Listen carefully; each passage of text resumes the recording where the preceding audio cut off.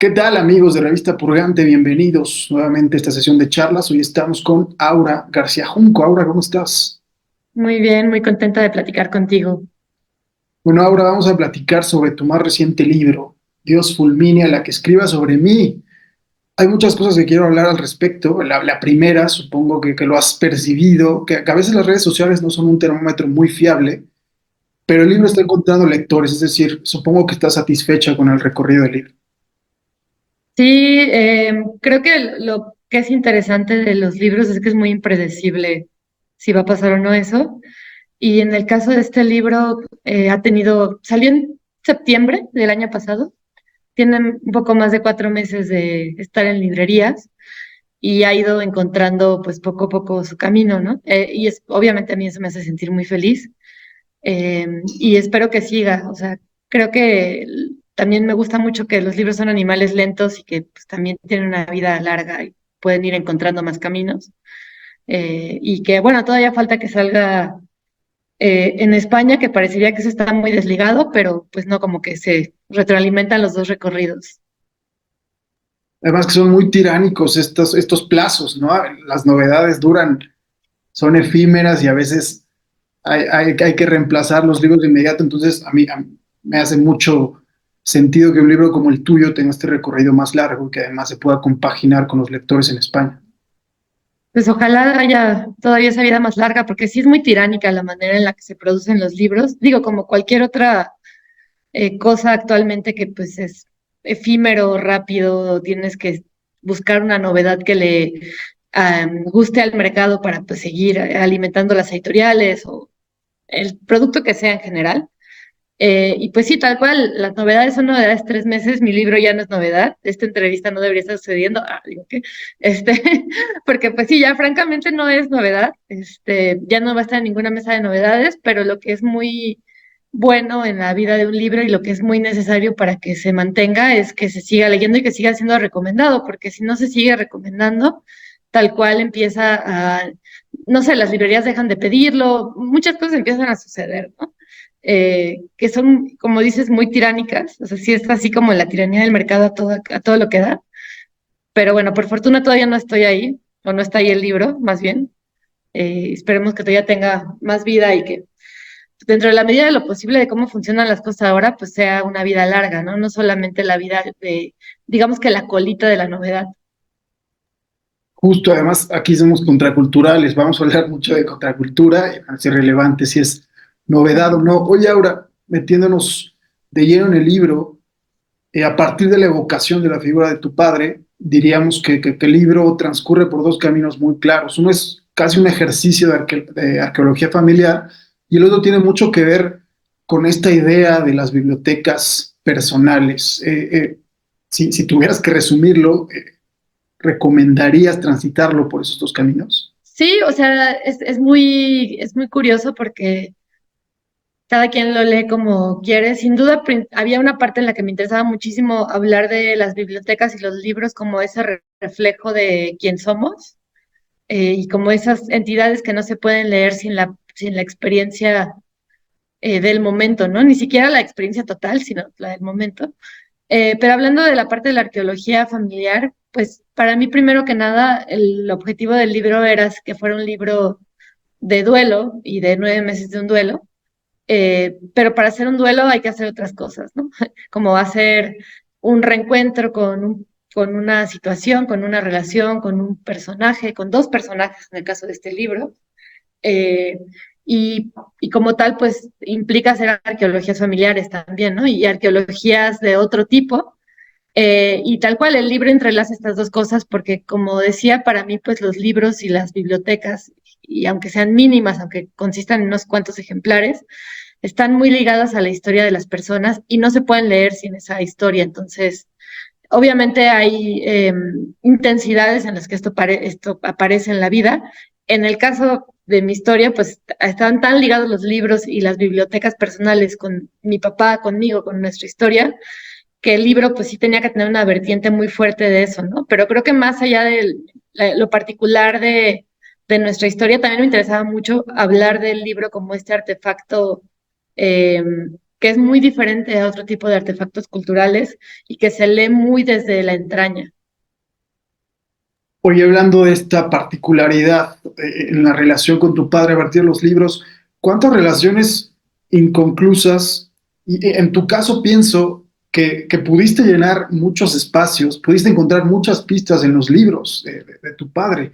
En ese sentido, hay algo de privilegio, pero también hay algo de condena, ¿no? Esa es una dualidad interesante en ese sentido. Sí, hay una parte del libro que tiene mucho que ver con hacer labor de detective con los libros, ¿no? Em, Yo creo que no es una labor exclusiva de los libros, porque pues me he encontrado con muchos lectores y lectoras que me cuentan que hicieron esa labor pero con objetos, ¿no?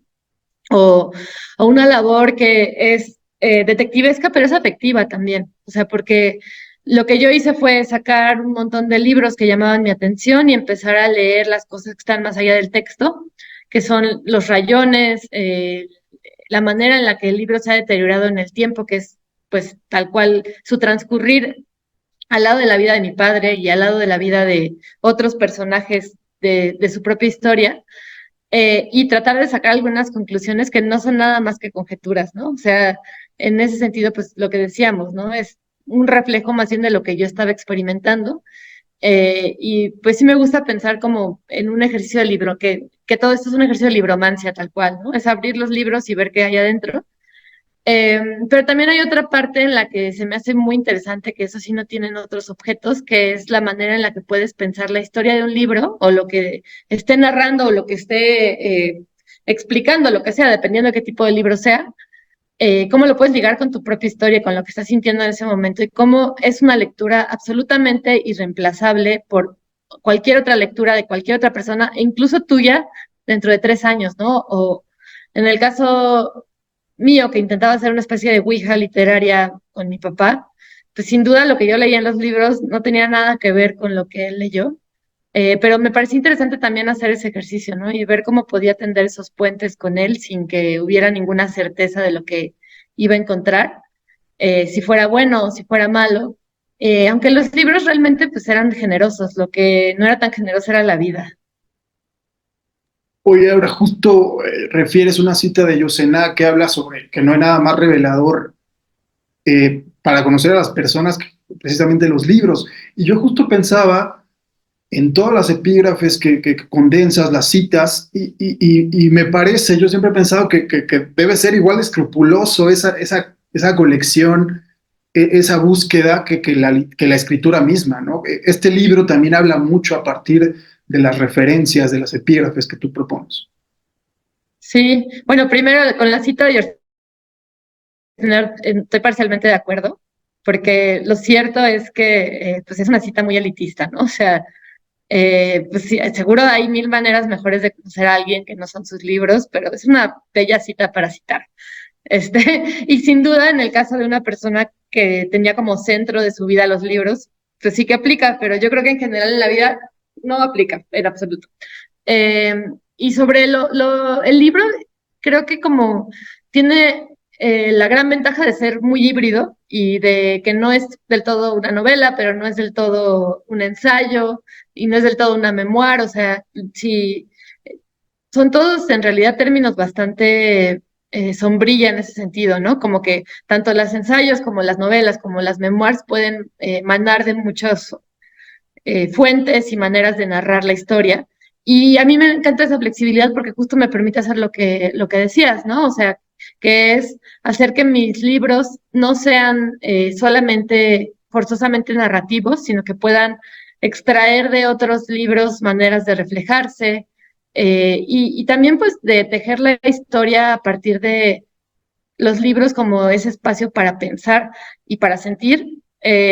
Incluso, o sea, digo, eso en realidad es un tópico bastante literario si lo piensas, nada más que se usa de maneras muy distintas. O sea, hace rato me acordaba, no sé por qué, de la historia sin fin, que no tiene absolutamente nada que ver, pero el niño que está leyendo el libro de la historia sin fin está viendo su vida a través del libro y está usándolo un poco como evasión y de repente se mete al libro y hay un montón de cosas que suceden a partir de eso.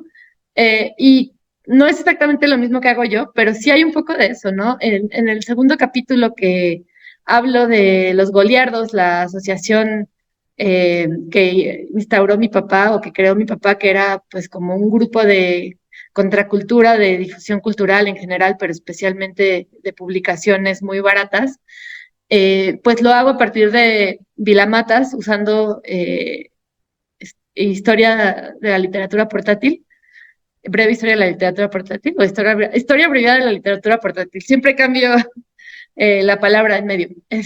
Y lo hago a través de lo que él narra, que fueron una agrupación llamada Los Shandys, que no tiene nada que ver con lo que es mi papá, ¿no? O sea, los Shandys que se imagina Vilamata son un conjunto de artistas extremadamente famosos y relevantes en la historia de la cultura, súper canónicos ya, que van desde Duchamp hasta pues, todo el siglo XX, básicamente, de excéntricos y excéntricas, ¿no? Eh, pero pues si empiezas a ver esta manera de hablar de los libros como espejos de otras muchas cosas y como fuentes de imaginación y de reflexión, sin pensarlos como una especie de tótem, porque creo que eso es romper un poco esa barrera y perderles un poco el miedo, pues puedes hacer esto, ¿no? De sacar los libros del libro y empezar a meterlos a la vida, y es lo que intento hacer en el libro. Y pongo como ejemplo ese capítulo porque creo que es uno de los que más lo hace. Oye, diste varias ideas que me gustaría recuperar. Una de ellas, al principio, Uh -huh. que creo que es muy subversiva, esta idea de desmitificar las bibliotecas personales, que me encantó, que lo planteas en el libro y lo reforzaste ahora mismo. Hay una idea de subversión en eso, de desmitificación y de desromantización. Sí, creo que es algo que está muy en el aire, ¿no? O sea, eh, pues pensar dentro de las condiciones materiales y dentro de la economía, qué es una biblioteca personal y qué significa. Eh, y quitarles un poco esta idea de que realmente le dan un peso mayor a la persona del que tiene, ¿no? O sea, como si automáticamente por tener libros ya fueras una mejor persona que... Pues creo que ya en general ya no se piensa tanto eso, pero pues sigue siendo algo que está en el aire y entre más libros tienes, mejor persona eres o más listo eres o más lista eres, ¿no? O sea, eh, y yo creo que pues yo crecí en un mundo en el que el libro tenía una importancia tan grande. O sea, me acuerdo que una vez estaba con mi papá viendo Mi Pobre Angelito 2 o no sé cuál de la saga de Mi Pobre Angelito, y hay una escena en la que el niño le tira a los ladrones una caja de libros desde la azotea para impedir, pues no sé, que entren a hacer algo mucho peor que eso. Y mi papá estaba enojadísimo, decía, pero pues que cómo puede tirar los libros, o sea, sí había como una cosa así de, o sea, sí, todo increíble, pero cómo puede tirar los libros desde la azotea, eso está muy mal. Entonces, no sé, yo sí crecí en esta situación en la que por un lado el objeto libro era casi como un dios, pero por otro lado, pues las cosas que mi papá hacía para llevar la cultura a gente a la que normalmente no se dirigen los programas culturales y cierto tipo de educación, era totalmente lo opuesto a eso, ¿no? Entonces, como que en mi cerebro había una especie de contradicción imposible de solucionar porque pues había un culto al libro y una ruptura de estos parámetros de lo que tiene que ser la alta cultura, lo que tiene que ser la literatura con L mayúscula, y creo que en el libro se ve un poco esto, ¿no?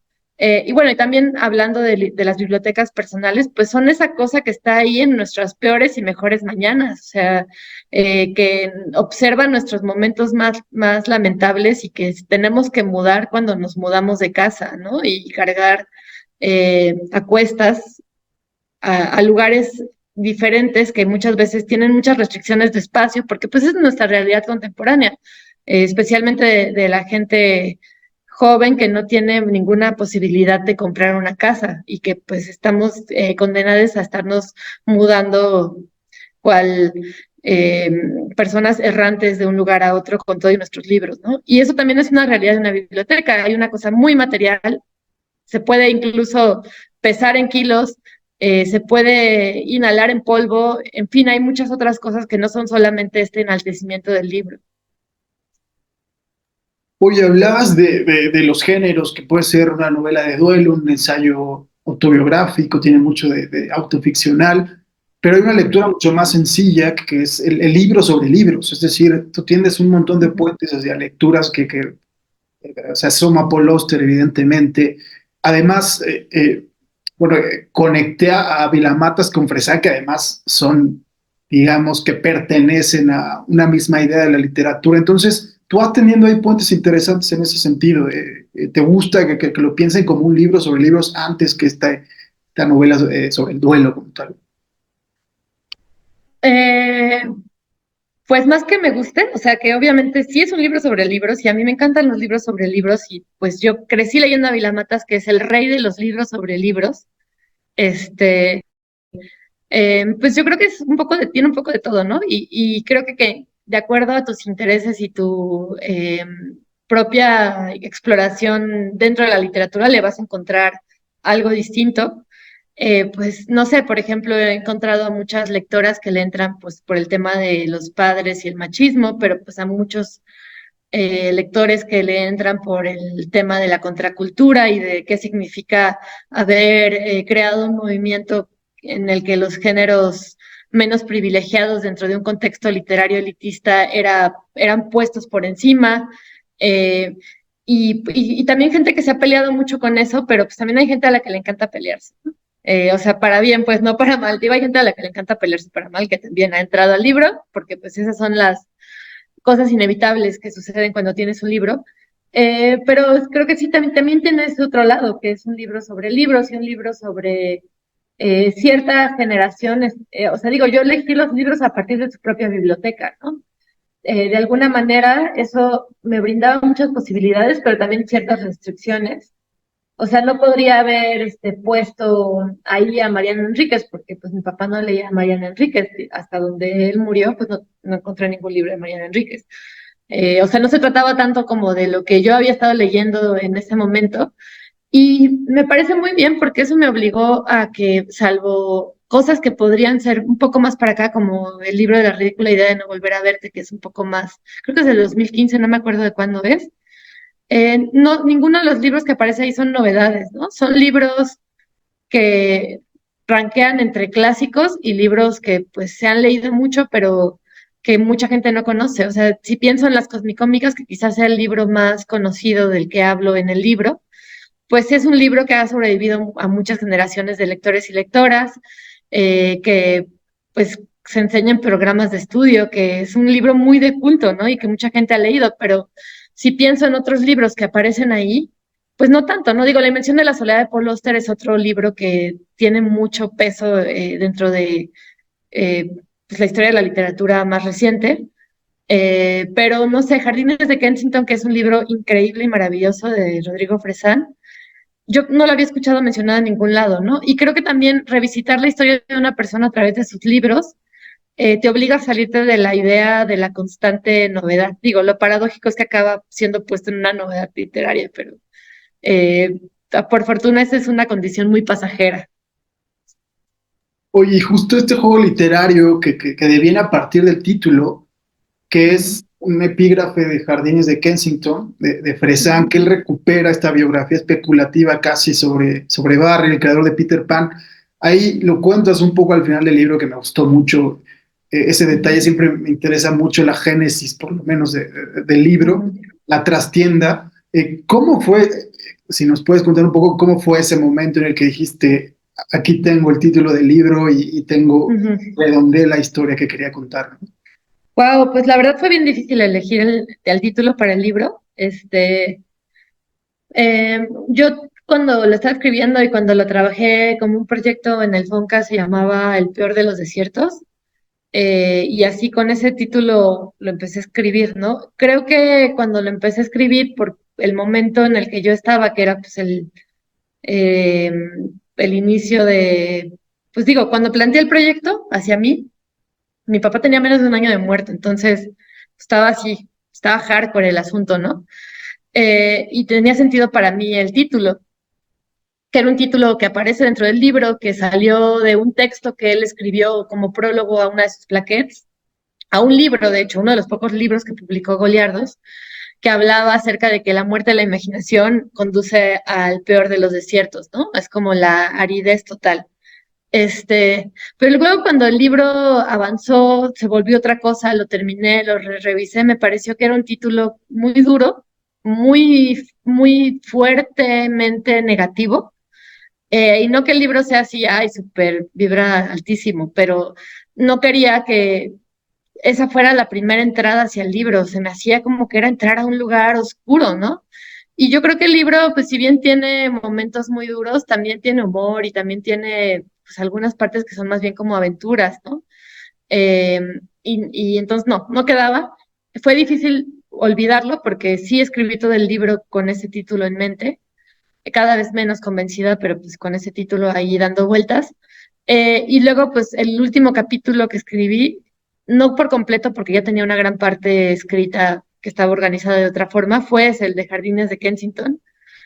Y cuando llegué a todas las cosas que dice Barley acerca de que no quiere que escriban su biografía y la manera en la que novela fresan la biografía del autor de Peter Pan, es una biografía pues bastante peliaguda y que tú dices, claro que si yo fuera él, no querría que escribiera mi biografía. Y luego dices, bueno, claro que si yo fuera yo, no querría que alguien escribiera mi biografía de todas formas. Como que me permitía hacerme todas esas preguntas que también me interesaban mucho, ¿no? Que tenían que ver con quién tiene el derecho de escribir y ese derecho, ¿qué significa? O sea, significa hasta dónde puedes llegar, cómo fijas los límites y cómo fijas la responsabilidad que implica hablar de una vida que no es la tuya, ¿no? Que pues básicamente los últimos dos capítulos del libro hablan de eso, o sea, no del todo, hablan de otras cosas también, pero empieza un poco a dirigirse hacia allá el libro y entonces ahí pues vino toda la clave, nada más que todavía lo pensé un poco más y pensando en qué significa que una hija escriba sobre su padre, que es todavía otro grado más grande de responsabilidad o de condena, yo lo pensaba también como eso, o sea, ¿qué van a pensar de mí? ¿Qué van a decir de mí? ¿No? Eh, y el título me pareció excelente para hablar de todo eso a la vez, porque además es un título que no es tan serio, o sea, tiene mucha ironía. Eh, y yo ni creo en Dios, ¿no? Entonces, como que ahí hay más ironía todavía si lo piensas desde pues, la postura que yo tenía en ese momento. Y pues me gustó mucho, me pareció que justo lo que dices, acaba de cerrar y de redondear el libro y que se iba además hacia al final del libro, hacia los últimos capítulos, pero que abarcaba todo además. Oh, es perfecto, felicidades por eso. Gracias. Una cosa que me interesa mucho el tono, fue un proceso muy emocional que te exigía un ejercicio de contención y equilibrar el hecho de que podía ser interpretado como una reivindicación de la figura de tu padre y por otro lado que también se podía asomar el reproche de alguna manera. ¿Cómo manejaste eso, ese acto de malabarismo de decir qué querías que terminara siendo el libro? Pues yo creo que no estaba tan en mi control, porque sí quería que la escritura me sirviera a mí. No quería que fuera una escritura falseada, que tuviera como una escaleta de esto va a suceder. Obviamente cuando ya llevaba una buena parte escrita, pues empecé a pensarlo como una novela y empecé a ver que tenía un arco posible y lo acentué, pero de inicio no quería eso, ¿no? Reacomodé cosas para que se ajustaran a ese arco y que fuera pues más novelesco el asunto. Sin embargo, no era algo planeado, o sea, reacomodé cosas que ya existían, no me inventé cosas para que encajaran. Entonces, como que el tono tenía más que ver con encontrar la manera de presentar la historia y que fuera por muchos lugares, que fuera, sí, a veces por un lugar de reproche, porque pues todo duelo pasa por eso, pero no, que no se quedara solamente ahí, porque también pues yo quería que este libro hablara de lo que sí hizo él, ¿no? Y de todas las cosas que no se hablaron pues una vez que él murió, o sea, no solo entre nosotros, sino también entre el mundo cultural, o sea, cuál había sido su aportación o cuál había sido las cosas que sí salieron muy bien, ¿no? Y entre las cosas que sí salieron muy bien estaba, por ejemplo, la manera en la que sus alumnas hablan a la fecha de él, ¿no? O incluso Alfonso, uno de sus grandes amigos y alumno, que es como la principal informante en todo el libro, que aunque pues estaban bastante distanciados de él, de todas formas, pues lo adoran, ¿no? Entonces quería que estuvieran esas dos cosas, que fuera un libro como cualquier otro en el que se plantea la complejidad de un personaje. En realidad es la complejidad de dos personajes este libro, ¿no? O sea, por un lado, pues sí, la historia de mi papá con su complejidad, pero también la historia del personaje que soy yo en el libro, que no necesariamente estás siempre en el mismo estado de ánimo, porque un duelo es ir y venir, es subir y bajar, y es un libro que no intenta eh, hablar desde algo perfecto, sino desde algo más realista en ese sentido, ¿no? Totalmente, justo te iba a preguntar, hablando un poco a la distancia, el libro lo escribiste hace tiempo, ya tiene el recorrido, hablábamos 4 o 5 meses. Eh, Ujú, ¿Cómo te ha dejado esa distancia? Porque no está solo tu padre, estás tú. ujú. eh, ¿Cómo lo han recibido los lectores? Esas primeras interpretaciones, lecturas, reivindicaciones de la figura de tu padre, que a lo mejor mucha gente llegó por primera vez a él a partir de esto. Entonces, a cierta distancia del libro, ¿cómo te sienta todo lo que volcaste ahí? Si pudieras dar una reflexión al respecto. Yo creo que es muy pronto, la verdad. O sea, 4 meses suenan a algo de tiempo, pero es muy poco en realidad. O sea, sí he tenido pues la posibilidad de hablar con un montón de lectores y lectoras. He ido como a 10 clubes de lectura o algo así, entonces pues sí, eso es conocer a conocer muchas perspectivas sobre el libro, muy diversas, y pues se lee muy diferente, ¿no? Hay gente que lee cosas como, lo lee como algo muy literario, hay gente que lo lee como algo muy personal, y mucha gente se ha puesto a desempolvar sus goliardos, cosa que pues me encanta. Obviamente me han llegado más anécdotas sobre mi papá. Creo que si te puedo decir algo que me ha parecido muy significativo en lo personal ha sido que pues muchas personas que conocían a mi papá lo han leído y me han contado cosas, me han contado cómo les ha hecho sentir el libro, y varias de esas personas me han dicho que les ha ayudado con su propio duelo de haberlo perdido, ¿no? Y pues me han compartido anécdotas muy chidas, y además pues ver cómo en conjunto, en este punto ya podemos reírnos de cosas que nos hacían enojar de él, ¿no? O sea, pues, cosas que eran sumamente irritantes que ahora ya las vemos y decimos, como, ay, casi que qué adorable, ¿no? Que pues, eso toma distancia. Pero te digo que por lo demás, yo creo que es uno de esos libros en los que es casi inevitable que quien lo lee no se sienta reflejado, reflejada de alguna manera, porque es, habla de temas tan personales y que atañen a todo el mundo. Hay gente que ve ahí a su madre, por ejemplo. Me dice, es que con mi papá me llevo muy bien, pero aquí esta relación me recuerda a la de mi madre, ¿no? O, o simplemente que lo ves reflejado por otro lado, ¿no? Porque perdió a alguien muy querido, porque alguien muy querido está muy cerca de la muerte. Entonces, pues es muy padre ver cómo una historia tan personal encuentra lecturas distintas. Aura, muchísimas gracias por estar por acá. ¿Qué sigue? ¿Se puede saber en qué estás? ¿Ya hay proyectos en puerta? Pues mira, no venía preparada, pero acaba de salir este Vientos del Pueblo. O sea, ¿qué sigue? Pues ya estoy escribiendo algunas cosas que no sé ni qué son, pero justo ahorita acaba de salir es un cuento, se llama La gente de arriba, y es un cuento de terror que salió en esta colección del Fondo de Cultura Económica que cuesta 17 pesos, no lo puedo creer, y que tiene un tiraje ingente de 20,000 ejemplares, así que como para regalar a toda la gente que conozco, yo creo. Y es un cuento que me gusta mucho cómo quedó porque fue ilustrado por Sherezada Leiva, que es una ilustradora muy chida, y ilustra a manera de cómic y con una cierta influencia, yo siento un poco soviética en la manera en la que ilustra, entonces ese cuento es lo que estoy ahorita, pues acaba de salir, o sea, tal cual llega a tiendas mañana, yo creo, algo así. Eh, y pues nada, ahí estará mi atención en los siguientes meses entre seguir hablando del libro y seguir eh, haciendo clubes de lectura, y luego ya tal vez algún día empiece a escribir otras cosas. Perfecto, Aura. Pues de este lado siempre pendientes de lo que escribes, que siempre al pie del cañón, esperando noticias tuyas. Agradecerte que te pasaste por Revista Purgante. Muchas gracias. No, gracias a ti. Gracias a todos los que llegaron hasta acá. Nos vemos en la próxima charla.